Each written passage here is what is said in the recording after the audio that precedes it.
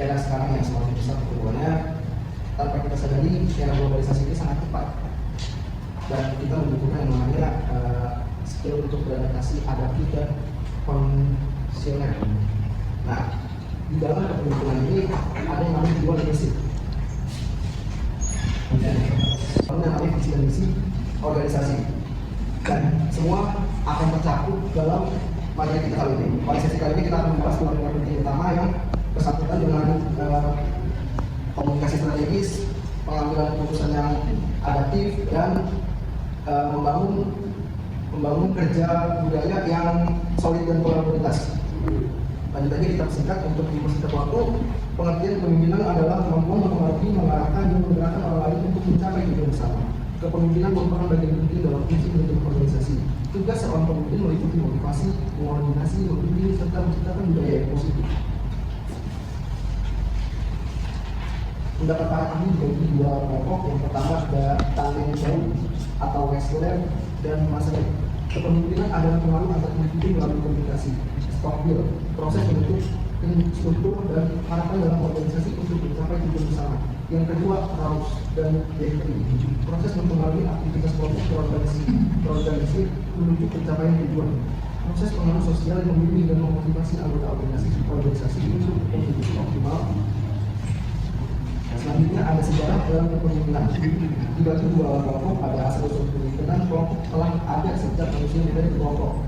Setiap kelompok membutuhkan sosok pengarah yang memimpin dan mengoordinasi anggotanya menuju tujuan bersama. Yang kedua, alasan perkembangan.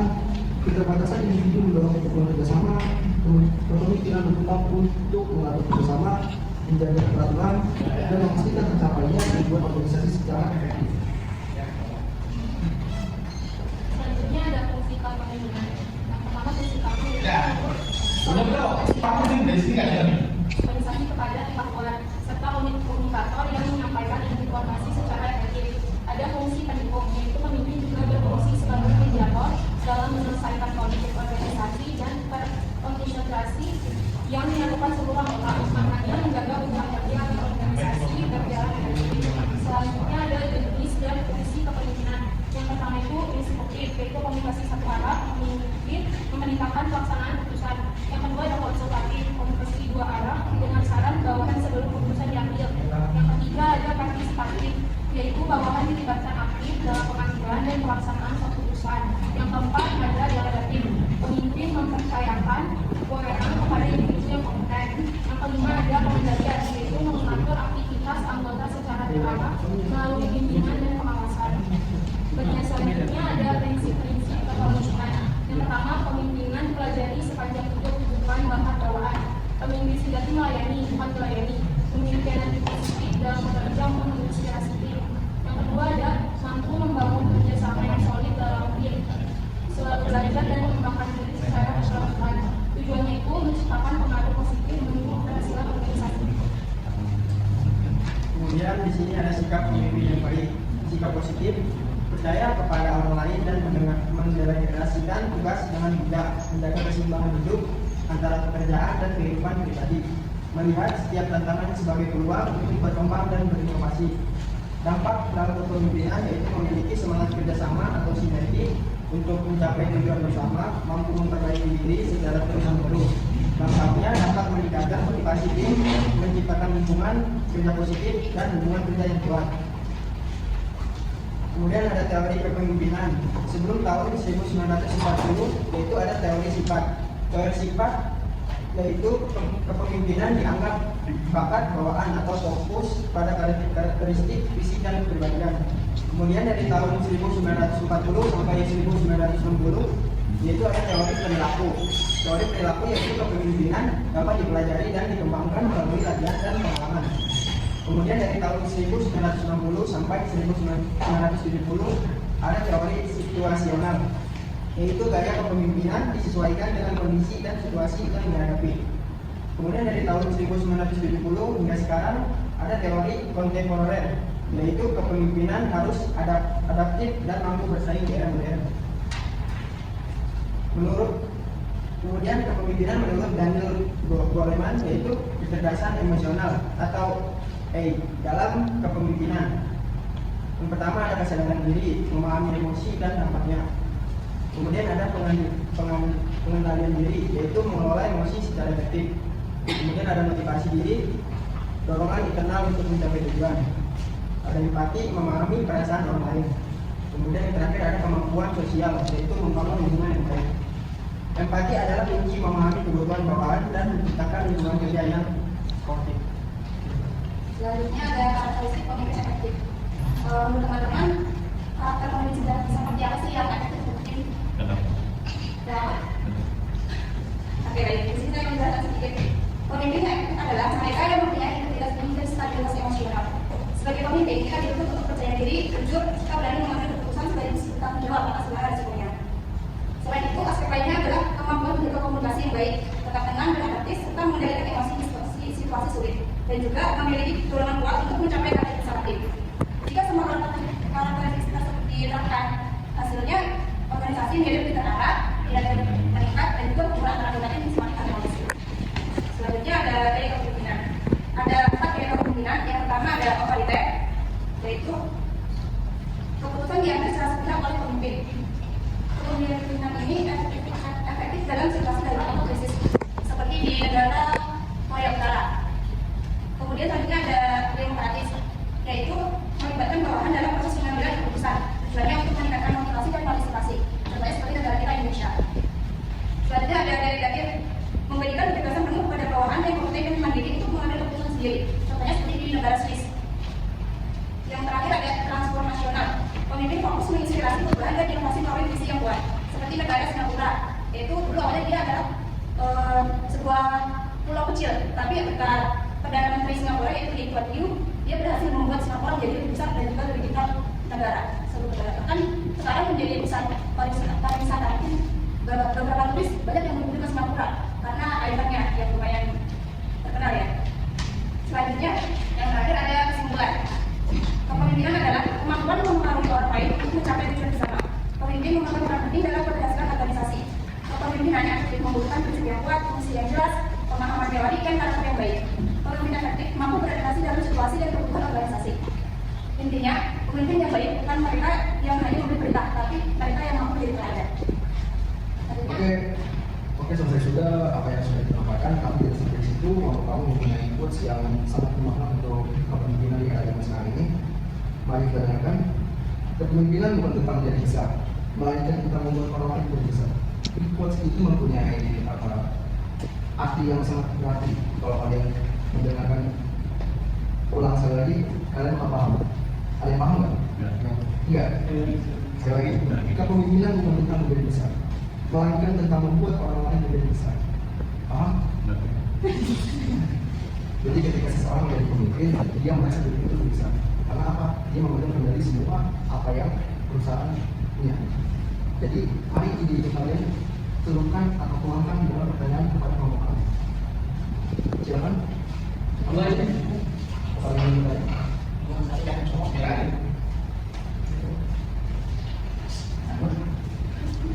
Saya izin bertanya. Perkenalkan Pak, saya Abigail. Kamu siapa? Abigail.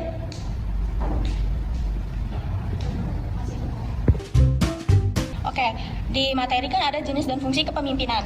Salah satunya itu ada partisipatif. Di situ kan dibilang bahwa dilibatkan aktif dalam pengambilan dan pelaksanaan keputusan.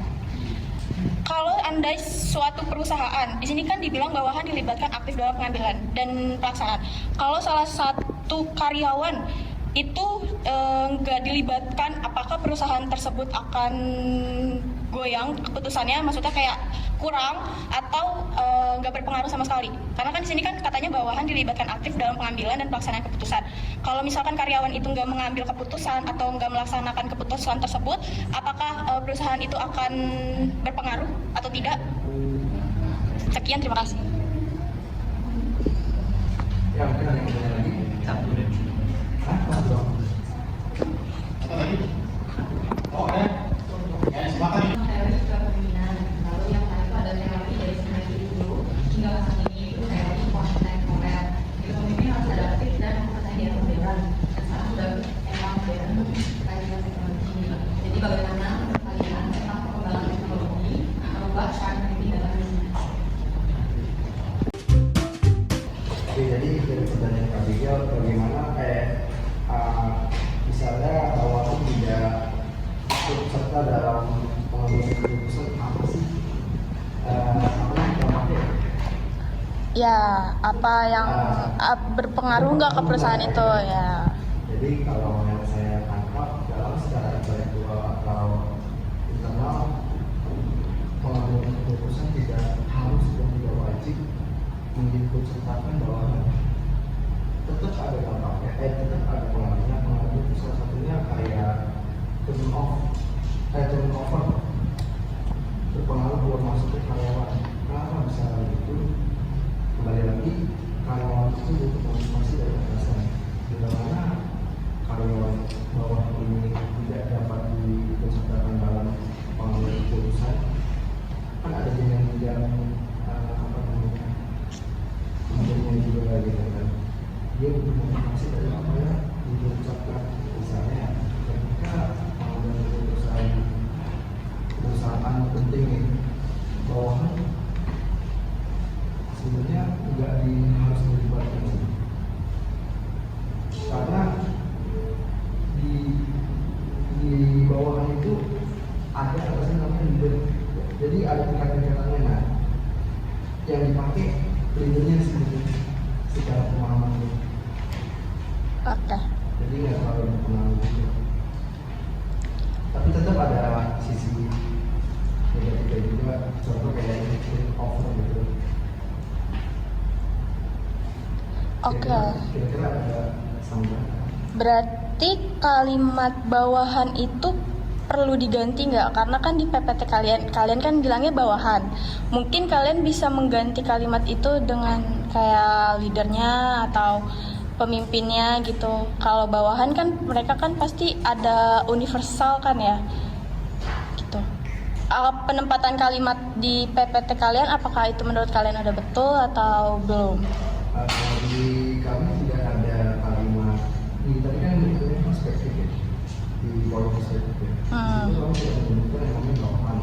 Kita menyebutkan bawahan karena dari berdasarkan pertanyaan kajian. Oh enggak, di PPT-nya bawahan. Iya, di PPT-nya bawahan. Emang ini kak, dia dari kehidupan perspektif apa ya, nggak buat leader atau cuma kayak apa seperti soal gitu doang, leader doang, bukan general orang gitu, tapi maksudnya bawahan itu ya semuanya itu berpartisipasi. Tapi kalau ada satu atau dua bawahan yang nggak bisa ikut serta dalam keputusan, pengambilan keputusan, mungkin nggak terlalu berpengaruh gitu. Soalnya kan ada perwakilan dari apa ya, satuan timnya gitu kan. Oke. Itu yang bisa menampung Gimana? aspirasi dari bawahan. Rep?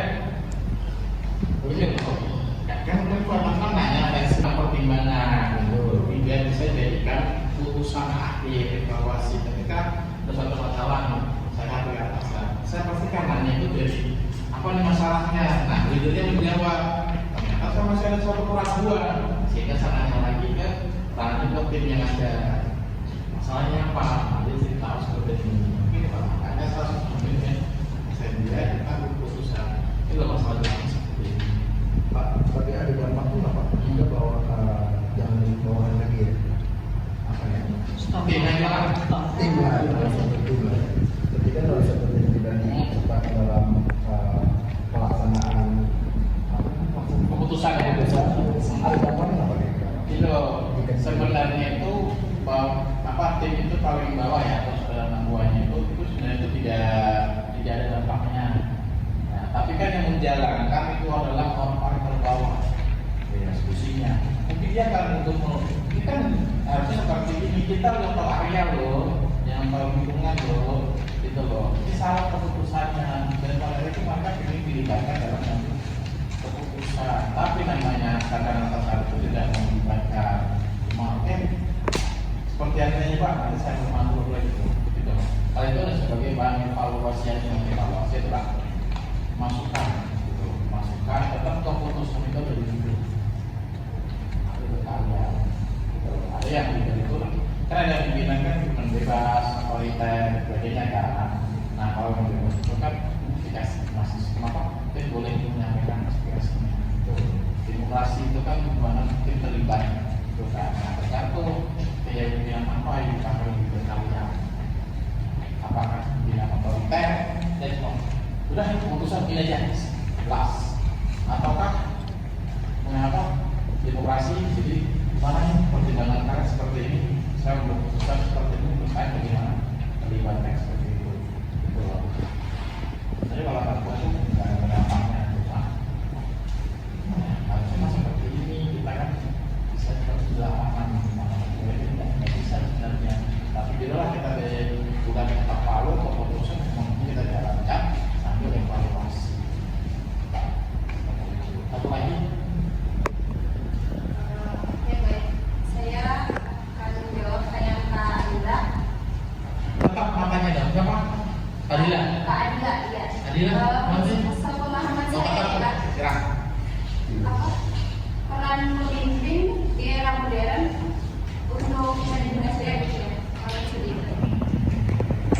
Mungkin menurut saya caranya ini harus melek teknologi gitu ya. Dia harus aktif, misalnya di sosmed kan sekarang namanya Gen Z, Gen milenial pada kenal sosmed ya. Dia harus terjun di sosmed langsung gitu lah, atau perkembangan yang terjadi, terus kemudian dia bisa menerapkan itu semua di perusahaannya. Misalkan kayak apa ya yang baru ini Gen Z itu suka promosinya mungkin ya iklannya ya mungkin yang rada bercanda gitu lah ya. Mungkin sebagai pemimpin bisa sedikit mentoleransi iklan-iklannya ada sedikit bercandanya buat menargetkan Gen Z biar nanti seperti itu sih. Sekian, terima kasih. Wassalamualaikum warahmatullahi wabarakatuh.